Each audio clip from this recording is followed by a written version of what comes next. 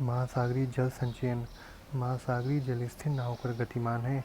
इसकी भौतिक विशेषताएं तापमान, खारापन, घनत्व तथा बाह्य जल जैसे सूर्य, चंद्रमा तथा वायु अपने प्रभाव से महासागरीय जल को गति प्रदान करते हैं।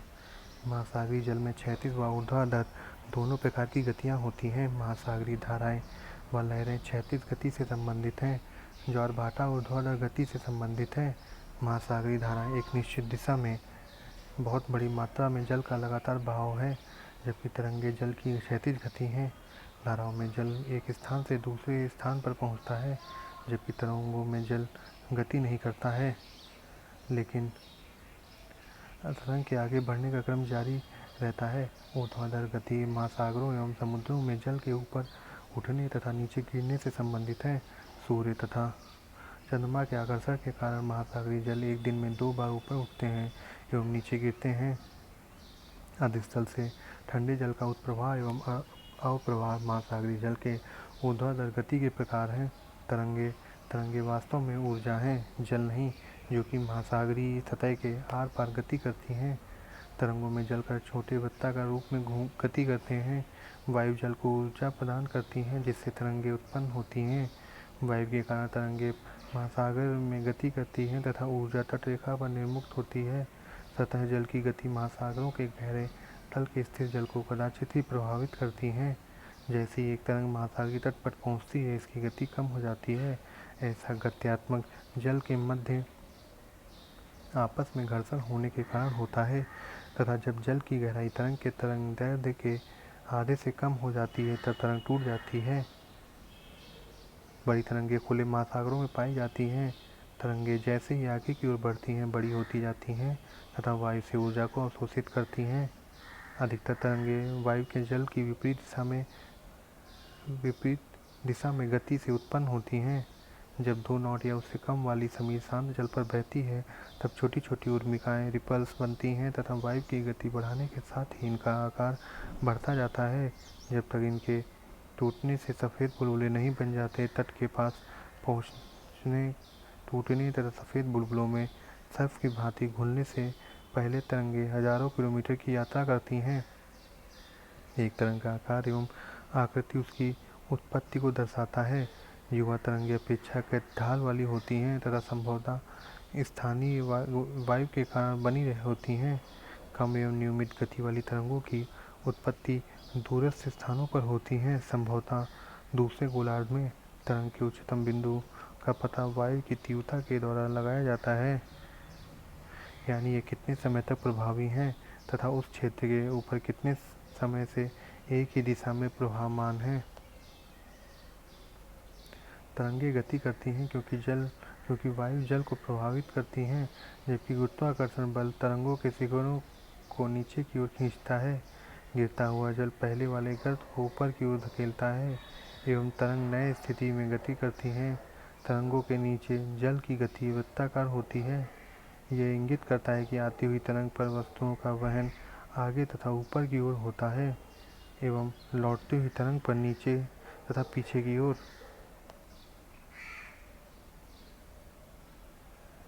ज्वार भाटा। चंद्रमा एवं सूर्य के आकर्षण के कारण दिन में 1 बार या 2 बार समुद्र तल का नियतकालिक उठने या गिरने को ज्वार भाटा कहा जाता है। जलवायु संबंधी प्रभावों के कारण जल की गति को मौसमी सर्ज कहा जाता है। मौसमी ज्वार भाटाओं की तरह नियमित नहीं होते। ज्वार भाटाओं की स्थानिक एवं कालिक रूप से अध्ययन बहुत ही जटिल है, क्योंकि इसके आवृत्ति, परिमाण तथा ऊंचाई बहुत अधिक भिन्नता होती है। चंद्रमा के गुरुत्वाकर्षण के कारण तथा कुछ हद तक सूर्य के गुरुत्वाकर्षण द्वारा ज्वार भाटाओं की उत्पत्ति होती है। दूसरा कारक अपकेंद्री बल है, जो कि गुरुत्वाकर्षण को संतुलित करता है। गुरुत्वाकर्षण बल तथा अपकेंद्री बल दोनों मिलकर पृथ्वी पर 2 महत्वपूर्ण ज्वार भाटाओं को उत्पन्न करने के लिए उत्तरदायी हैं। चंद्रमा की तरफ वाले पृथ्वी के भाग पर एक ज्वार भाटा उत्पन्न होता है। जब विपरीत भाग पर चंद्रमा का गुरुत्वाकर्षण बल उसकी दूरी के कारण कम होता है, तब अपकेंद्री बल दूसरी तरफ ज्वार उत्पन्न करता है। ज्वार उत्पन्न करने वाले बल इन 2 बलों के बीच के अंतर है, यानी चंद्रमा का गुरुत्वीय आकर्षण तथा अपकेंद्र बल। पृथ्वी के धरातल पर चंद्रमा के निकट वाले भागों में अपकेंद्रीकरण बल की अपेक्षा गुरुत्वाकर्षण बल अधिक होता है और इसलिए यह बल चंद्रमा की ओर ज्वारीय उभार का कारण है। चंद्रमा का गुरुत्वाकर्षण पृथ्वी के दूसरी तरफ कम होता है क्योंकि यह भाग चंद्रमा से अधिकतम दूरी पर है तथा यहाँ अपकेंद्री बल प्रभावशाली होता है, अतः ये चंद्रमा से दूर दूसरा उभार पैदा होता है। पृथ्वी के धरातल पर क्षैतिज उभार उत्पन्न करने वाले बल ऊर्ध्वाधर बलों से अधिक महत्वपूर्ण हैं, जिनसे ज्वारीय उभार पैदा होते हैं। जहाँ महाद्वीपीय मग्न तट अपेक्षाकृत विस्तृत है, वहाँ ज्वारीय उभार अधिक ऊंचाई वाले होते हैं। जब ये ज्वारीय उभार मध्य महासागरीय द्वीपों से टकराते हैं तो इनकी ऊंचाई में अंतर आ जाता है। तटों के पास ज्वारनद व खाड़ियों की आकृतियाँ भी ज्वार भाटाओं की तीव्रता को प्रभावित करते हैं। शंक्वाकार खाड़ी ज्वार के परिमाण को आश्चर्यजनक तरीके से बदल देते हैं। जब ज्वार भाटा द्वीपों के बीच से या खाड़ियों तथा ज्वारनद मुखों से गुजरता है तो उन्हें ज्वारीय धारा कहते हैं। ज्वार भाटा के प्रकार ज्वार की उत्पत्ति दिशा एवं गति में स्थानीय व सामयिक भिन्नता पाई जाती है। ज्वार भाटाओं को उनकी बारंबारता, एक दिन में या 24 घंटे में या उनकी ऊंचाई के आधार पर विभिन्न प्रकारों में वर्गीकृत किया जा सकता है। आवृत्ति पर आधारित ज्वार भाटा, अर्ध ज्वार, सेमी ड्यूरनल, ये सबसे ज्वारीय प्रक्रिया है। ये सबसे सामान्य ज्वारीय प्रक्रिया है जिसके अंतर्गत प्रत्येक दिन में 2 उच्च एवं 2 निम्न ज्वार आते हैं। 2 लगातार उच्च एवं निम्न ज्वार लगभग समान ऊंचाई की होती हैं। दैनिक ज्वार, इसमें प्रतिदिन केवल 1 उच्च 1 निम्न ज्वार आता है। उच्च एवं निम्न ज्वारों की ऊंचाई समान होती है। मिश्रित ज्वार, मिक्स्ड टाइड, ऐसे ज्वार भाटा जिनकी ऊंचाई में भिन्नता होती है उसे मिश्रित ज्वार भाटा कहा जाता है। ये ज्वार भाटा सामान्यतः उत्तरी अमेरिका के पश्चिमी तट एवं प्रशांत महासागर के बहुत से द्वीप समूहों पर उत्पन्न होते हैं। सूर्य, चंद्रमा एवं पृथ्वी की स्थिति पर आधारित ज्वार भाटा, स्प्रिंग टाइड, उच्च ज्वार की ऊंचाई में भिन्नता पृथ्वी के सापेक्ष सूर्य एवं चंद्रमा की स्थिति पर निर्भर करती है। वृहद ज्वार एवं निम्न ज्वार इसी वर्ग के अंतर्गत आते हैं। वृहद ज्वार, स्प्रिंग टाइड्स, पृथ्वी के संदर्भ में सूर्य एवं चंद्रमा की स्थिति ज्वार की ऊंचाई को प्रत्यक्ष रूप से प्रभावित करती है।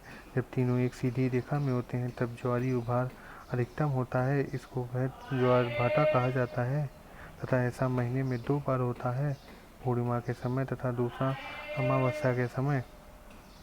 निम्न ज्वार, नीप टाइड्स, सामान्यतः वृहद ज्वार एवं निम्न ज्वार के बीच 7 दिन का अंतर होता है। इस समय चंद्रमा एवं सूर्य एक दूसरे के समकोण पर होते हैं तथा सूर्य एवं चंद्रमा के गुरुत्व बल एक दूसरे के विरुद्ध कार्य करते हैं। चंद्रमा का आकर्षण सूर्य के दुगने से अधिक होते हुए भी यह बल सूर्य के गुरुत्वाकर्षण के समक्ष धूमिल हो जाता है।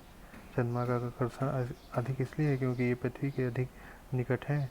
महीने में एक बार चंद्रमा पृथ्वी के सबसे नज़दीक होता है। उपभू असामान्य रूप से उच्च एवं निम्न ज्वार उत्पन्न होता है। इस दौरान ज्वारीय क्रम सामान्य से अधिक होता है। 2 सप्ताह के बाद जब चंद्रमा पृथ्वी से अधिकतम दूरी अपभू पर होता है तब चंद्रमा का गुरुत्वाकर्षण बल सीमित होता है तथा ज्वार भाटा के क्रम उसकी औसत ऊंचाई से कम होते हैं। जब पृथ्वी सूर्य के निकटतम होती है, उपसौर प्रत्येक साल 3 जनवरी के आसपास उच्च एवं निम्न ज्वारों के क्रम भी असामान्य रूप से अधिक न्यून होते हैं। जब पृथ्वी सूर्य से सबसे अधिक दूरी होती है, अपसौर प्रत्येक वर्ष 4 जुलाई के आसपास ज्वार के क्रम में औसत की अपेक्षा बहुत कम होते हैं। उच्च ज्वार व निम्न ज्वार के बीच का समय जब जल स्तर गिरता है भाटा या एब कहलाता है। उच्च ज्वार एवं निम्न ज्वारों के बीच का समय जब ज्वार ऊपर चढ़ता है उसे बहाव या बाढ़ कहा जाता है। ज्वार भाटा का महत्व, चूँकि पृथ्वी, चंद्रमा व सूर्य की स्थिति ज्वार की उत्पत्ति का कारण है और इनकी स्थिति के सही ज्ञान से ज्वारों का पूर्वानुमान लगाया जा सकता है। यह नौ संचालकों व मछुआरों को उनके कार्य संबंधी योजनाओं में मदद करता है। नौ संचालन में ज्वारीय प्रवाह का अत्यधिक महत्व है। ज्वार की ऊंचाई बहुत अधिक महत्वपूर्ण है, खासकर नदियों के किनारों वाले पोताश्रय पर एवं ज्वारनद मुख के भीतर, जहाँ प्रवेश द्वार पर छिछले रोधिका होते हैं जो कि नौकाओं एवं जहाज़ों को पोताश्रय में प्रवेश करने से रोकते हैं। ज्वार भाटा तलछटों के डिसिल्टेशन में भी मदद करती है तथा ज्वारनद मुख से प्रदूषित जल को बाहर निकालने में भी। ज्वारों का इस्तेमाल विद्युत शक्ति कनाडा, फ्रांस, रूस एवं चीन में उत्पन्न करने में भी किया जाता है। एक 3 मेगावाट शक्ति का विद्युत संयंत्र पश्चिम बंगाल में सुंदरबन के दुआनी में लगाया जा रहा है। महासागरी धाराएं महासागरों में नदी प्रवाह के समान हैं। ये निश्चित मार्ग व दिशा में जल के नियमित प्रवाह को दर्शाते हैं। महासागरीय धाराएं दो प्रकार के बलों के द्वारा प्रभावित होती हैं। वे हैं प्राथमिक बल, जो बल की गति को प्रारंभ करती हैं, तथा द्वितीयक बल, जो धाराओं के प्रवाह को नियंत्रित करता है। प्राथमिक बल जो धाराओं को प्रभावित करते हैं वे हैं सौर ऊर्जा से जल का गर्म होना, वायु, गुरुत्वाकर्षण तथा कोरियोलिस बल। सौर ऊर्जा से गर्म होकर जल फैलता है। यही कारण है कि विषुववृत्त के पास महासागरीय जल का स्तर मध्य अक्षांशों की अपेक्षा 8 सेंटीमीटर अधिक ऊंचा होता है। इसके कारण बहुत कम प्रवणता उत्पन्न होती है तथा जल का बहाव ढाल से नीचे की तरफ होता है। महासागर के सतह पर बहने वाली वायु जल को गतिमान करती है। इस क्रम में वायु एवं पानी की सतह के बीच उत्पन्न होने वाला घर्षण बल जल की गति को प्रभावित करता है। गुरुत्वाकर्षण के कारण जल नीचे बैठता है और यह एकत्रित जल दाब प्रवणता में भिन्नता लाता है। कोरियोलिस बल के कारण उत्तरी गोलार्ध में जल की गति की दिशा के दाहिनी तरफ और दक्षिणी गोलार्ध में बाईं ओर प्रवाहित होता है और तथा इसके चारों ओर का बहाव को वलय कहा जाता है। इसके कारण सभी महासागरीय बेसिनों में वृत्ताकार धाराएं उत्पन्न होती हैं। पानी के घनत्व में अंतर महासागरीय जलधाराओं के ऊर्ध्वाधर गति को प्रभावित करता है। अधिक खारा जल निम्न खारे जल की अपेक्षा ज़्यादा सघन होता है तथा इसी प्रकार ठंडा जल गर्म जल की अपेक्षा अधिक सघन होता है। सघन जल नीचे बैठता है जबकि हल्के जल की प्रवृत्ति ऊपर उठने की होती है। ठंडे जल वाली महासागरीय धाराएं तब उत्पन्न होती हैं जब ध्रुवों के पास वाले जल नीचे बैठते हैं एवं धीरे धीरे विषुववृत्त की ओर गति करते हैं। गर्म जल धाराएं विषुववृत्त से सतह के मध्य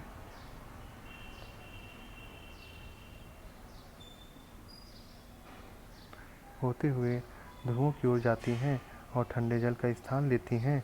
महासागरीय धाराओं के प्रकार। महासागरीय धाराओं को उनकी गहराई के आधार पर ऊपरी या सतही जलधारा, सरफेस करंट व गहरी जलधारा, डीप वाटर करंट्स में वर्गीकृत किया जा सकता है। ऊपरी जलधारा महासागरीय जल का 10% भाग सतही या ऊपरी जलधारा है।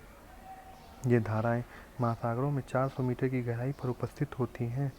गहरी जलधारा महासागरीय जल का 90% भाग गहरी जलधारा के रूप में है। ये जलधाराएं महासागरों में घनत्व व गुरुत्व की भिन्नता के कारण बहती हैं। उच्च अक्षांशीय क्षेत्रों में जहाँ तापमान कम होने के कारण घनत्व अधिक होता है वहाँ गहरी जलधाराएं बहती हैं, क्योंकि यहाँ अधिक घनत्व के कारण पानी नीचे की तरफ बैठता है।